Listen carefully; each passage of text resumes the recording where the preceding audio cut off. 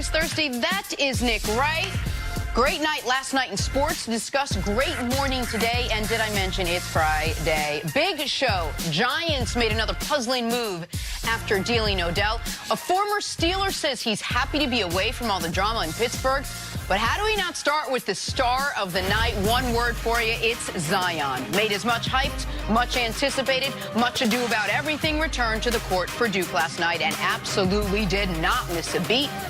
Blue Devils taking on Syracuse in the ACC tournament, and Zion taking on everyone in the ACC tournament. 29 points, 14 rebounds. He went a perfect 13 for 13 in his return. He had 4 dunks in the first half alone.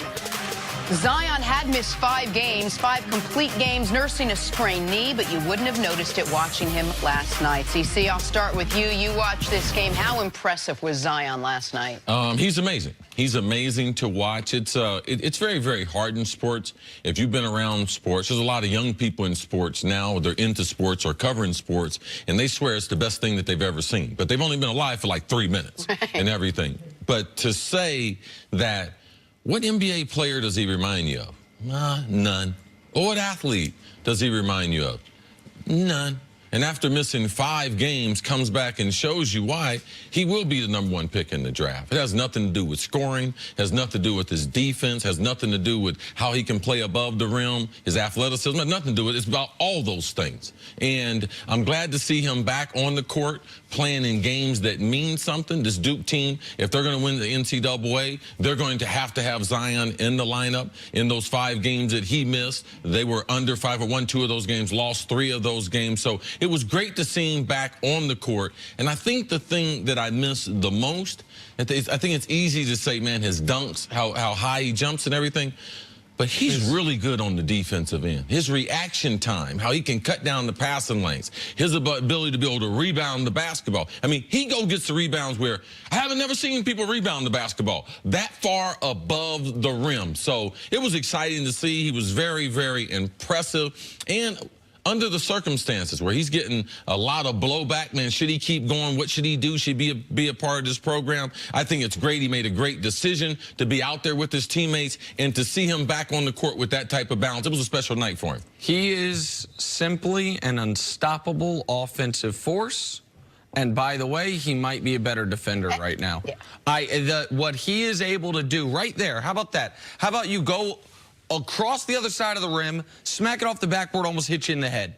His instincts defensively, matched with his athleticism, he will walk into the NBA as a rookie and be one of the better weak side defenders in the league. He set all of the dunks aside. Last year, we showed a couple high schoolers who were amazing dunkers, Zion Williamson and the Georgetown kid, Mac McClung. Now, Mac McClung is having a nice year at Georgetown this year. But what we have seen is he is an amazing athlete that is not nearly the refined player this guy is. He misses 6 games, essentially 6 games, because he got hurt 7 seconds into the game, the North Carolina game. Duke goes 3-3. They're 24-2 when he plays. Those 2 losses, the Gonzaga game, that Gonzaga, by the way, was the #1 team in the country up until the most recent rankings, I should say. They lost to them by 2, and they lost to Syracuse in overtime. That's their only 2 losses this year with Zion playing. His offensive rebounding is as good as any college player that I can remember. The way Syracuse guys looked underfed compared to him. He was pushing them out of the way. They had no shot. He's remarkable. And the idea that any team would consider anyone other than him as the #1 pick at this point is laughable. He was hurt. He comes back. Credit to Duke for clearly, not only did they not rush him back, they gave him full time to get to 100%, at least according to him. And he took 1 shot outside of the paint. You just saw it, and everything else were dunks and layups, 1 little fade away on people's head. You can't stop him at the collegiate level. He dunked 30 seconds into the game. Yeah. A steal and a shot across, and he dunked. CC, you touched on it. There were people out there that said after he got hurt, shut him down. Let's protect his draft stock for this upcoming season. Do you feel now that he justified him coming back? Well, I think that as an athlete, as a hooper, man, what they do and what they do best typically is hoop. and he's got so much. Nick used the word as far as refined. As far as some of those other athletes that are great dunkers, even in the NBA, we have some guys that are great dunkers, but they're not good basketball players. Zion has the ability with the base that he has now, because he doesn't have a good post game. He has basically, I'm going to drop a step, I'm going to go over my right shoulder, dribble once or twice, and elevate over you. That's the only real post move. He doesn't have a fade away. So he has a little set shot as a three-pointer. He can grow his game by leaps and bounds. So for me, that only way you do that is in the gym. So people say, well, we can do all these workouts and everything. You can't work out like that.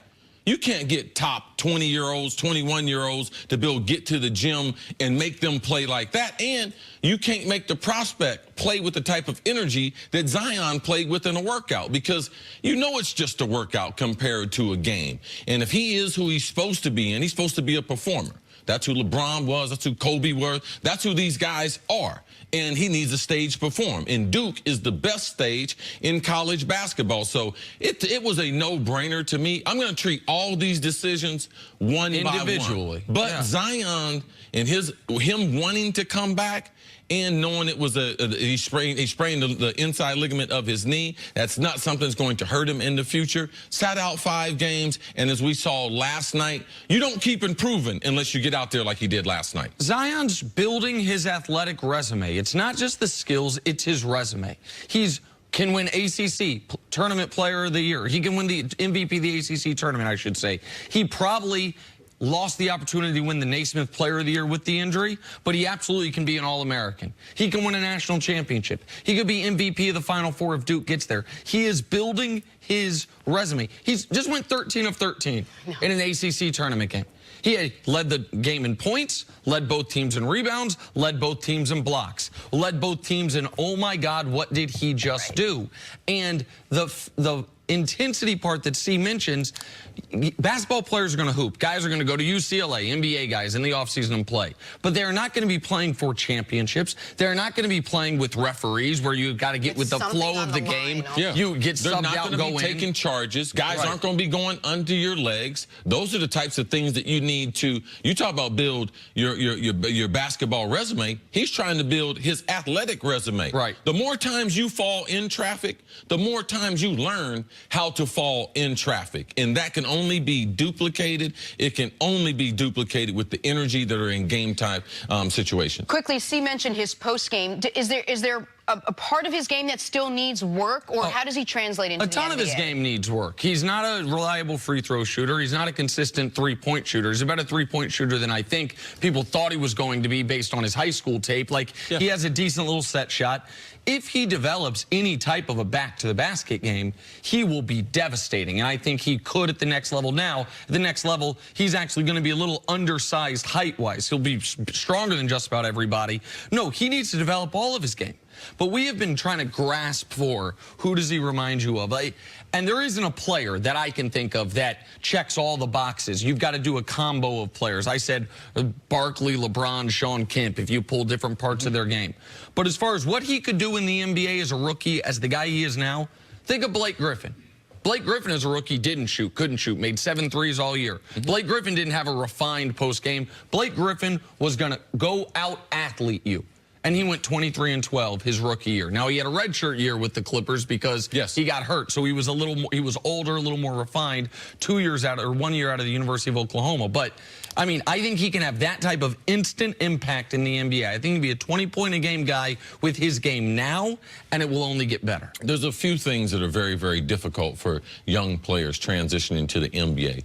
One is the overall physical strength. These guys don't have the body. Those Syracuse kids, they better stay in school a long time. Because the physical strength to be able to endure an 82 games in the season against grown men. That's the #1 thing. And then it becomes a skill thing. And those 3 skills happen to be shooting the basketball, dribbling the basketball, and defending. I'll go to the defending part first because he is a willing defender. Typically when we get these superstars, they're not willing defenders. So it takes them some time to get up to the speed of, man, I have to defend my own position. He's already got that. As far as shooting the basketball, for his size, and he can get to the rim, his shot will continue to develop. Now, for me, the last thing is, and it what sets for all the great players that we see, the dribbling skills.